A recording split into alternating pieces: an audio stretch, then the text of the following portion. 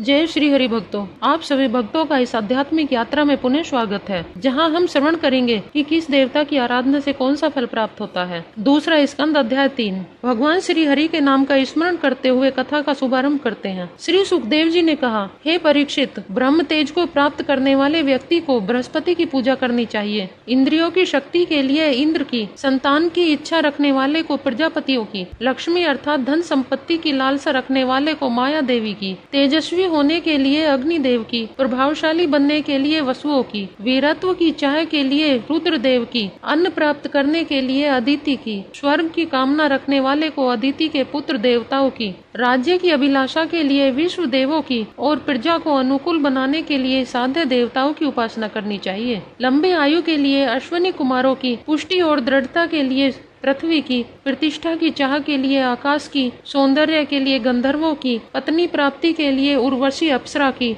सबका स्वामी बनने के लिए ब्रह्मा की, यश की इच्छा के लिए यज्ञ पुरुष की, खजाने की लालसा के लिए वरुण की, विद्या प्राप्ति के लिए देवी सरस्वती और भगवान शंकर की, दाम्पत्य प्रेम के लिए पार्वती जी की, धर्मोपार्जन के लिए विष्णु भगवान की, वंश की सुरक्षा के लिए पितरों की, बाधाओं से मुक्ति के लिए यक्षों की और शक्तिशाली बनने के लिए मरुदगणों की पूजा करनी चाहिए। राज्य प्राप्ति के लिए मनवंतरों के अधिपति देवों की, भोगों के लिए चंद्रमा की, निष्कामना के लिए परम पुरुष नारायण की, मोक्ष के लिए भक्ति द्वारा पुरुषोत्तम भगवान की आराधना करनी चाहिए। हे राजन, संसार में जितने भी उपासक हैं, उनका सबसे बड़ा हित इसी में है कि वे भगवान के प्रेमी भक्तों की संगति करके भगवान में अविचल भक्ति और प्रेम को प्राप्त करें। ऐसे भक्तजन के संसर्ग से भगवान की अनुपम लीलाओं का श्रवण करने का सुअवसर प्राप्त होता है। उन लीलाओं के श्रवण से दुर्लभ ज्ञान की प्राप्ति होती है। उस ज्ञान से संसार के तीनों ताप, सत, राजस और तमस शांत हो जाते हैं, हृदय शुद्ध हो जाता है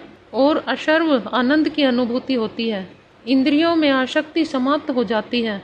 मोक्ष का भक्ति योग सहज ही प्राप्त हो जाता है। प्रभु की लीलाओं के श्रवण का चस्का जिसे लग जाता है, उसे प्रभु श्री कृष्ण का माधुर्य भाव प्राप्त करने में विलंब नहीं होता।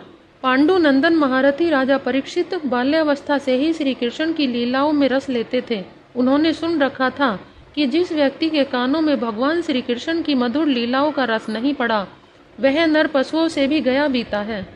जो नर श्री कृष्ण की कथा नहीं सुनता, उसके कान बिल के समान है, अर्थात उनमें कोई चूहा या विषधारी सर्प ही प्रवेश कर सकता है। जो जिह्वा भगवान की मधुर लीलाओं का गान नहीं करती, वह मेढक की जीभ के समान टर टर करने वाली होती है। जो शीश कभी भगवान श्री कृष्ण के चरणों में नहीं झुकता, वह मुकुट से सुशोभित होने पर भी बोझ मात्र है। जो हाथ भगवान की सेवा पूजा में नहीं लगते, वे स्वर्ण कंगनों से सुशोभित होने के उपरांत भी मुर्दे के हाथों के समान हैं। जो आंखें भगवान का स्मरण दिलाने वाली यमुना नदी, मूर्ति तीर्थ, वृंदावन, गोवर्धन पर्वत, मथुरा नगरी, गोकुल, बरसाना, द्वारका और नंदगांव आदि का दर्शन नहीं करती, वे मोरपंख से बनी आंखों के समान निर्जीव हैं, निरर्थक हैं।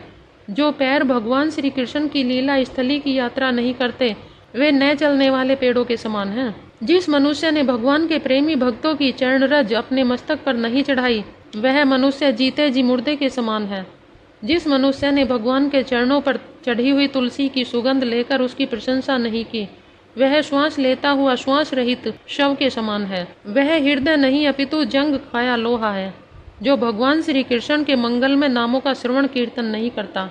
जिस समय यह जंग खाया लोहा पिघलकर भगवान श्री कृष्ण के सुखधाम की ओर बहने लगता है, उसी क्षण से शरीर का रोम रोम खिल उठता है और आंखों से अश्रु बहने लगते हैं। राजा परीक्षित ने सुखदेव जी से कहा, श्री सुखदेव जी, आपकी वाणी हमारे हृदय को मधुर रस से भर देने वाली है। आप भगवान श्री कृष्ण के परम भक्त हैं। आप आत्म विशारद और ज्ञान के भंडार हैं। आप कृपया हमें श्री कृष्ण की अद्भुत रसामृत प्रदान करने वाला कथानक सुनाइए। इसी के साथ आज ये कथा समाप्त होती है। कल चौथे अध्याय में सुखदेव जी द्वारा कथा का शुभारंभ होगा।